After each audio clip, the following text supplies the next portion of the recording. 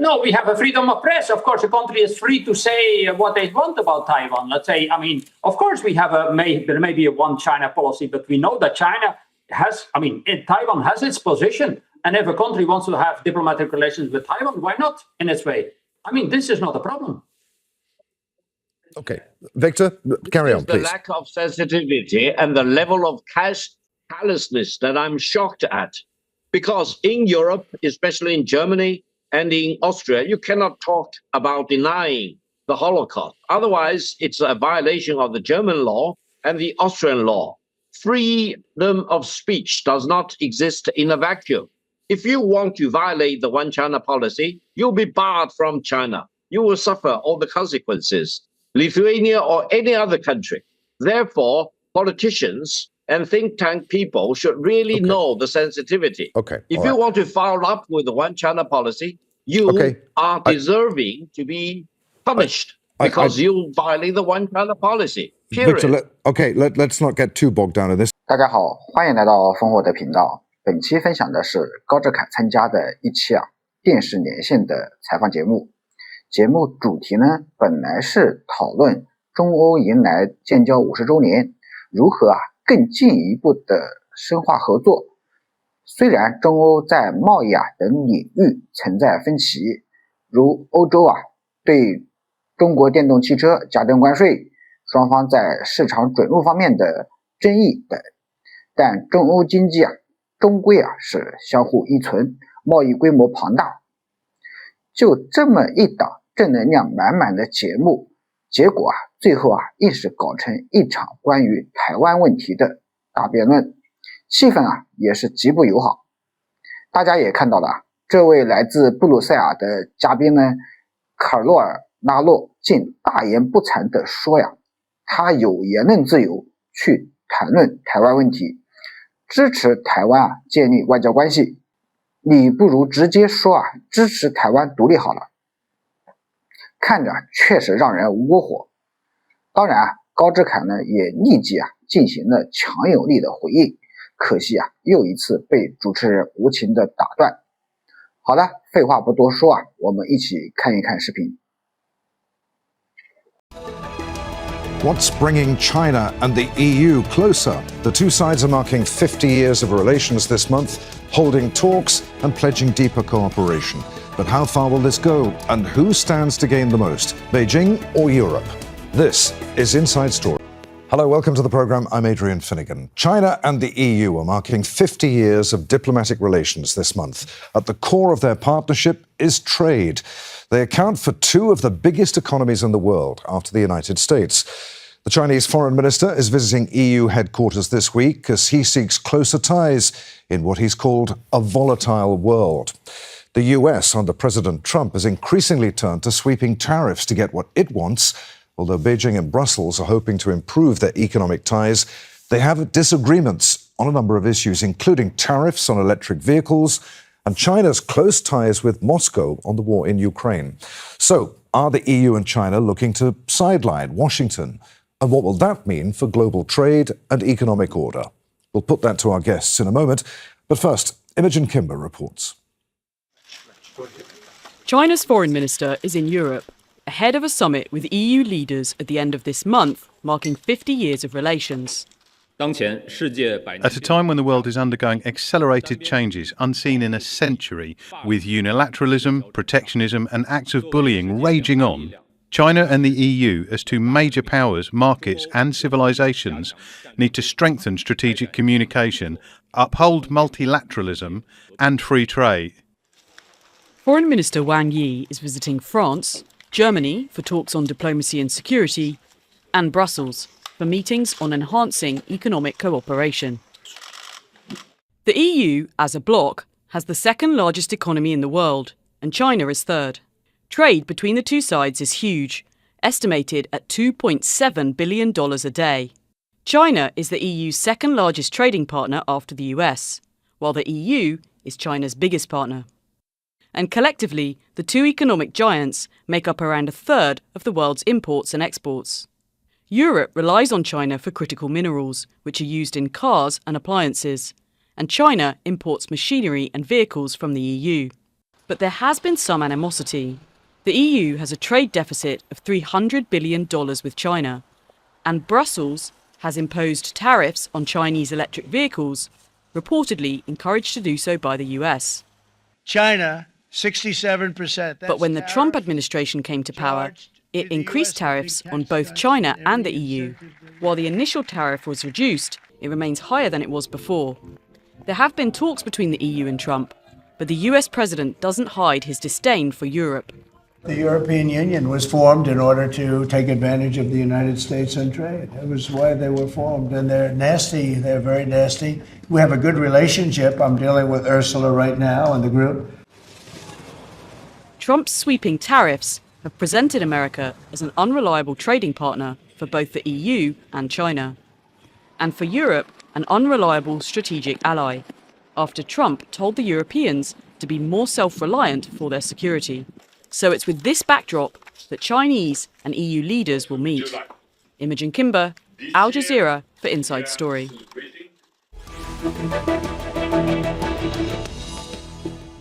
So let's bring in our guests. From Brussels, we're joined by Carol Lano, CEO of the Centre for European Policy Studies. From Beijing, we're joined by Victor Gao, Vice President of the Centre for China and Globalization. And from Rome, we're joined by Raffaella Marchetti, Director of the Centre for International and Strategic Studies at Luis University. Gentlemen, thank you for being with us. Let's start with you, Carol. Where are China-EU relations right now? Sure, they have their differences politically. There's perhaps a deep-seated mistrust between them, but to what extent, at this moment, are they economically codependent? They're very interdependent, both of them. But as you were just saying in introduction, China has a big surplus with Europe, above all a goods surplus. And Europe needs these goods, let's say, for its economy. But you could say the dependence is also on the Chinese side because China is losing the US market. So for them to keep the European market is extremely important. So China will need to work to improve the access to its market for European goods. Otherwise, let's say, it risks, to be losing out on the European side as well. I mean, our current Commission president under her first mandate has called China a systemic rival because of the current tensions which we have in the United States and this enormous deadline of the 9th of July for, coming to a tariff agreement with the US. This sentence already, this talk about China has been a bit softened, but it remains so, that China is a competitor with the EU on many fields, which we see, as you were saying, also clearly in the domain of cars, which was traditionally one of the areas where Europe was strong, which is now risks to be overtaken by electric cars from China. And that's why the EU last year decided, to have tariffs on different brands of Chinese electric cars and different degrees, just because they were seen as a threat to the European market. Victor Gao, in Beijing, you heard Carol there saying that China needs to improve access to its markets for EU goods. How does China view its relationship with the EU at the moment? What does it want from it? And what is it prepared to do to get that? Thank you very much for having me. From the Chinese perspective, EU is a very important trading partner, and the relations between China and EU are not of rivalry or competition. We just need to get along with each other, respecting each other's differences, and try to overcome these differences by cooperation. Now, you mentioned the EU's access to the China market. China welcomes many things produced and exported by EU, but they need to be competitive. Otherwise, they'll be priced out of the market. From the Chinese perspective, we are the champion and the standard bearer of EV car. But the real competition involving EV car is not between EU or China. It's between the fuel car technology, which is a technology of the past, versus EV car technology, which is a technology of the tomorrow.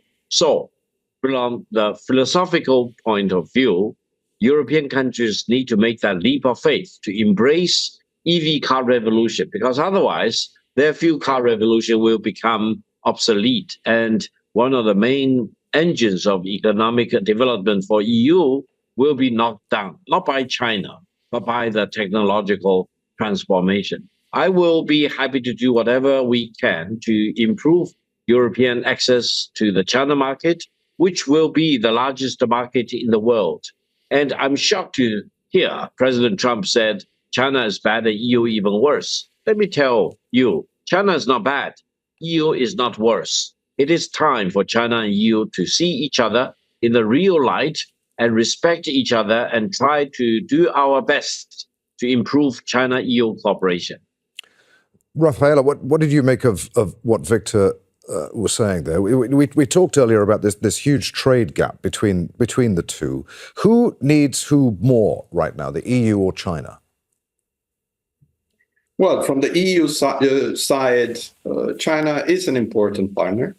Is an important partner for access to the Chinese market. Is an important partner for certain technologies and certain materials like rare earths and minerals that are important for the EU industries. However, of course, there are also problems. I mean, it's decades at least that the EU complains about the access to the Chinese market, that the level playing field is not entirely accessible to the European capital, for instance. I mean, entering the financial market in China is complex. So there are a number of issues beyond the issues of security, which is another chapter, but trade is complex, but is needed. If we take the view of the European business, there is a clear recognition that the partnership with China is a strategic asset for the future. If you only look at, for instance, the largest economy in Europe, that is the German economy, relied heavily on the export to the Chinese market. And that was a very strong component of the German growth in the last at least 2 decades. So this remains an important channel for the development of European economy. Of course, this needs to be understood within the context, the largest context. Here, the elephant in the room is the US, is all the troubles, all the difficulties, struggles to reach an agreement about trade deal with the Trump administration. And for some obvious reasons, China and the EU are now pushed to a rapprochement, also because of the struggle with the US. Carol, feel free to come in on anything that you've heard, but let's talk about the elephant in the room. To what extent is the trilateral dynamic between the EU, China, and the US right now akin to a troubled marriage, if you like? I mean, who's in the driving seat, and how much is the US interfering in the relationship or the development of any productive economic relationship between the EU and China? And difficult to say how is in the driving seat at the moment between the EU and China. I think overall, the world as a whole, we simply have to look at the newspapers. We see that the United States is in the driving seat. But between the EU and China, difficult to say, because the EU will say, look, there is no level playing field between the EU and China. And there's so many things which are ongoing in China which we don't know. Just take one thing to start with. I mean, the overall budget situation of the China's state. I mean, we don't have any data. There's a lot of debts or eventually bad debts with state-owned enterprises of which we don't have any information. There's a lot of subsidies to these state-owned enterprises of which we don't have any information. And we know also that the WTO, which China joined in 2001, is not functioning as it should. So basically, there is no level playing field. If we want to export capital from China, there is a problem because there is no full convertibility of the renminbi. I mean, you want to say, look, we have made a lot of profits over there, but you cannot formally really consolidate it and your profits because the money is stuck somewhere in China. If a bank wants to do business in China, it's forced to put its servers on Chinese servers. It cannot keep its data for itself. So there are plenty of things, let's say, where the access to the Chinese market is not like what the Chinese have in Europe. And that's what we need to work on. Of course, we know that the Chinese economy is extremely competitive, extremely strong, but it's like with the US for Europe. We are mutually interdependent. But if you have a mutual interdependence, that means it's a give and take relationship, both sides. Victor, what did you make of that? Caught between Washington and Beijing in this growing trade war, you might think that the EU would have compelling reasons to seek ever closer ties, economic ties with China. Why do you think it hasn't done so? And why has China offered so very little in terms of incentives for the EU to do that? Is China somehow sensing weakness here and playing a waiting game? Well, first of all, the U.S. maximum global tariff war is not only against China, it's against the EU and against all the rest of the world. I would say that the U.S. tariff war is an unjustified war. It's the wrong war. It's damaging, if not undermining, free trade. China steps up to defend not only its own economic interest, but in reality, to defend free trade. And for China to defend free trade, it's for the benefit of EU, for all the European countries, and ironically, for the fundamental interests of the American people. So I think the EU has a choice. Now, either you're caving to the maximum pressure from the United States, or you really fight to protect and defend the free trade, like China is doing. From that perspective, I think China and EU should really see the real matters of the world today in the same light. That is, we should promote free trade. We should do whatever we can to promote free trade. Now, while I fully respect the previous panelist, allow me to mention several things. It really takes two to tango. Between China and EU, let's do our best to sign up this comprehensive agreement of investment, because China is in a position to provide lots of capital to European countries for their continued development. China can have, the market size to accommodate many products from Europe, but it's up to the European countries to really do their homework, to really figure out what are the products that the Chinese market want to accept. Because, as I mentioned, some of the products are way out of the marketability in China. Some of the products are not up to standards by Chinese standards, and some of the products are basically being phased out, like fuel cars, which enjoyed a brisk market in China for decades. So I think China and the EU should really talk with each other, but of primary responsibility is to sign up this CAI agreement as quickly as possible. Okay. Rafaela, what do you make of that? You mentioned the word security. What does the EU need in terms of security? Is China willing to provide that, do you think? And is the EU going to be forced to take sides in this trade war between the US and China? Or can it continue to somehow fudge it and tread some sort of strategic middle line? Well, the security chapter is way more complex. Of course, in security matters, the alignment between the EU and the US, I would say, is total. So it's very difficult for the EU, for any country, to think about doing some security deal with China or even selling, for instance, weapons to China. There are two specific issues that needs to be discussed. On the one hand, there is a traditional issues about cybersecurity and industrial espionage and other kinds of issues that have been traditionally issues raised of concern from the European Union, raised in many different meetings with Chinese officials. The other issue, of course, is reassuring measures that needs to be provided by Europeans in the so-called Indo-Pacific.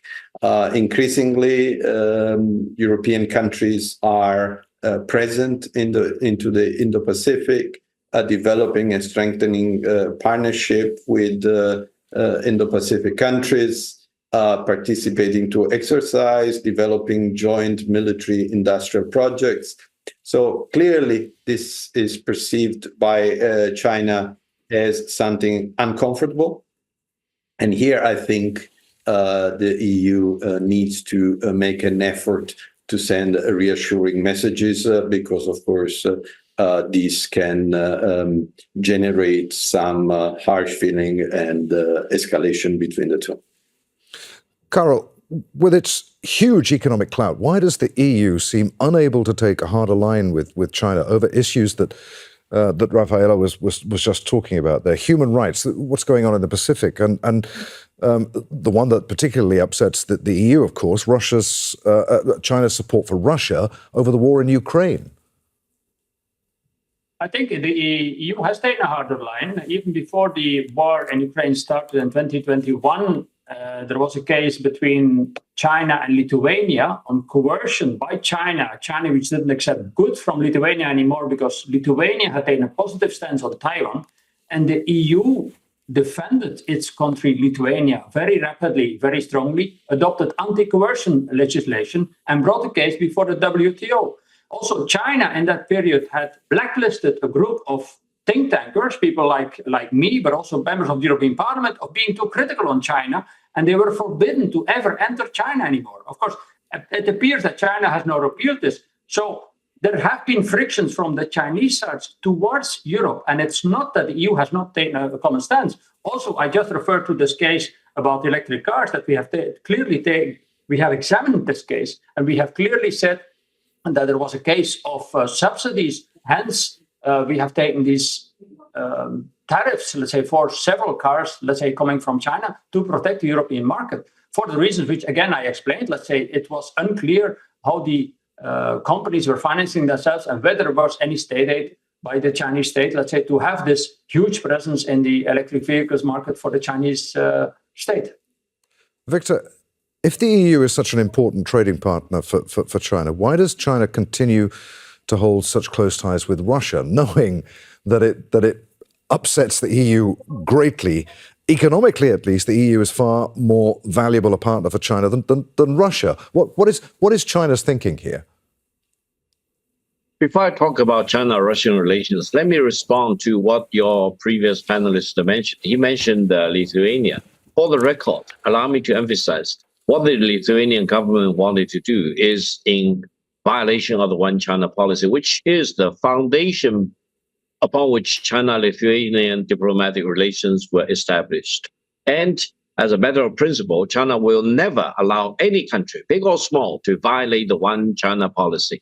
Therefore, the problem is in Lithuania's court, and EU should not support this violation of the One China policy, because otherwise you completely foul up China-EU relations. Okay. Now, talking about China, hang on a second. We'll come to Russia. Victor. We'll come to China, Russia in a moment. But let's throw it back to Carol just a minute, because I know he wants to take issue with that.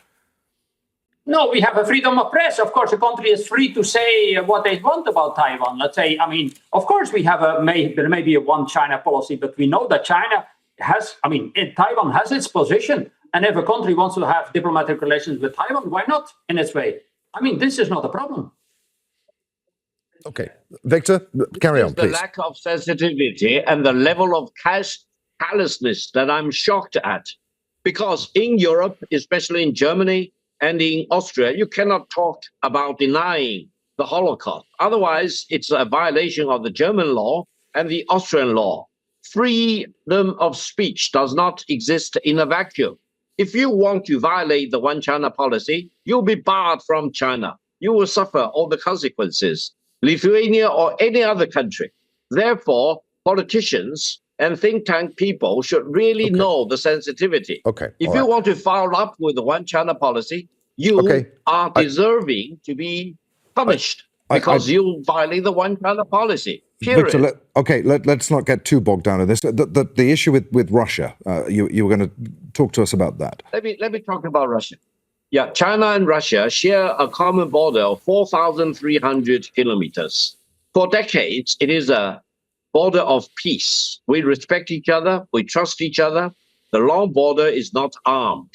Now, some Europeans talk about Chinese support of Russia. Let me tell you, and this is a reformation of what the Chinese government has said, if China provides military support to Russia, the war with Ukraine will be over overnight. You really believe China has provided military support to Russia? Zero. Let me put it on the record. China does not support Russia. China does not support Ukraine. From day one, China has been calling on Russia and Ukraine to stop the war as quickly as possible. Why? Because China's concerned that that war has the risks of getting out of control, escalating from a conventional war to a nuclear war. We need to do all we can to put the war to an end right away, rather than allowing that to escalate. Very okay.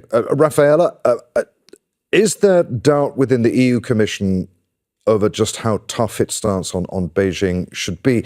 EU leaders conspicuously avoided mentioning China in their summit conclusions recently, despite effort from some countries to call out Beijing's continued military support for Russia. Why was that? Well, of course, there is a certain degree of variance among the EU member states. Some are more prone and open to cooperate with China, others are less. Others are changing position. I mean, traditionally, Germany, for instance, had a very friendly, a quite open relation with China. With the current administration in Germany, the tone is way tougher. So, I mean, on the one hand, there is a common policy, and the negotiation, the meeting itself will be run on behalf of the European Union as such. But of course, there are different sensitivities in different countries.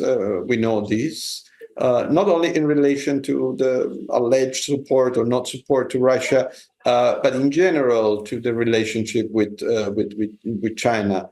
That depends also on the relation that the country has with the US. So it's a complex network of interactions. But at the end of the day, I mean, the meeting that will take place in a few weeks' time will be an EU-China meeting. So there will be joint positions presented by EU representatives. And this is important from the European perspective. Is it, Rafaela, going to be anything other than a talking shop, though? Will anything concrete come out of that? No, I do think that this is the moment for restarting some important dialogues. We know, I mean, the world is in a very deep transition. And clearly, European Union and China, being two major world powers, need to resettle some issues and pave the way for cooperation. Of course, this doesn't mean that there won't be any problems and troubles and controversies. I mean, they will be there. But at the same time, it's absolutely important that Europe and China are able to find a common ground, meaning if each of the counterparts needs to give up on certain issues, this is part of the negotiation, and reaching a common point. This is difficult, but it's absolutely necessary. Carol, we've got about a minute left. Can Europe ever be a continent on its own terms without being this third wheel, if you like, to China and the US? You know, without needing the US for security guarantees, without needing trade with China? No, but there is no continent which is on its own. If you look at the overall trade balances between the US, China, and Europe, let's say we are extremely independent. The three of us, certainly the EU and the US in the first place, because there's a lot of investments both sides. But for goods trade, for example, where there is a huge surplus on China, I mean, there is an enormous market, and China needs that market, as we just heard. So, as Roberto just said, let's say we need to have come to a solution which, I mean, serve both interests. But of course, there are some difficult decisions to be taken to do that. There, gentlemen, I'm afraid we're going to have to edit. Many thanks indeed for being with us. Carol Lano, Victor Gao, and Rafaela Marchetti. 视频一开头我们就看到卡罗尔拉诺竟然用中国失去美国市场之后也将可能失去欧盟市场来威胁中国，真是充满着稀释的傲慢。烽火承认欧洲市场对中国的确很重要，但是请他不要忘记，中国的市场对欧盟来说同样重要。如果中欧脱钩断裂，对双方来说都是巨大的损失。这么简单的道理都看不懂吗？中国人从来就不怕威胁，中国人什么苦日子都没过过。你欧洲可以吗？关于中欧之间的新能源汽车问题，高志凯说的其实非常的好啊。这不是中欧之间的产业之争，这是电动汽车和燃油汽车的技术路线之争。他苦口婆心地劝欧洲去拥抱电动汽车的革命，但是烽火认为高志凯的劝说呢，注定要化为泡影。欧洲靠燃油车的领先地位吃香的喝辣的这么多年在电动汽车领域呢，又无法跟中国进行全面竞争，所以他们肯定不会去主动放弃燃油汽车。那怎么办呢？很好办，就是对汽车准入设置额外的门槛，来阻止中国的电动汽车进入欧洲，以此来保护自己可怜的脆弱的燃油车产业。烽火在此也劝说一句，历史反复证明，任何反对技术革命、技术变革的产业都将被时代无情的抛弃。你们忘记诺基亚的教训了吗？最后烽火再说一说这个立陶宛的行为以及言论自由。首先言论自由应该是建立在尊重他国主权之上的。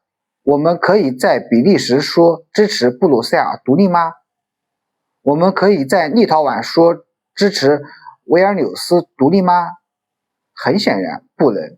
也就是说言论自由它不是无限的自由，言论的自由是你的权利，但是你不能拿着这样的权利去伤害别人和别的国家。如果这样，那肯定是不行的。烽火在此也举一个例子，比如说在美国持枪是你的权利，但是你在持枪伤害无辜的人，那就是要受到法律的制裁。道理就是这个道理。从视频当中我们也可以看出卡罗尔拉诺对中国是极其的傲慢和充满偏见的。高志凯的驳斥呢也是非常的到位，很值得一看。好了，本期视频我们就分享到这里，我们下期再见。